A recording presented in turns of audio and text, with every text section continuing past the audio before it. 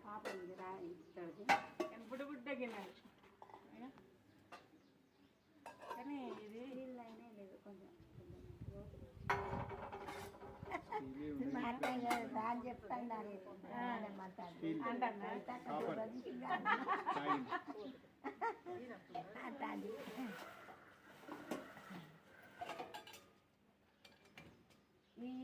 ఇట్లనే చిన్నగా ఉంటాడు పెద్దమ్మా ఇట్లా చిన్నగా నేను చెప్పిన లక్ష్మికి అదే చెప్పారు ఒకటి బకెట్లు ఇలాంటివి అయితే దీంట్లో అదే తెత్తనే ఆడతారు కదా అదే కానీ దాని అంత అంత సైజు లేదు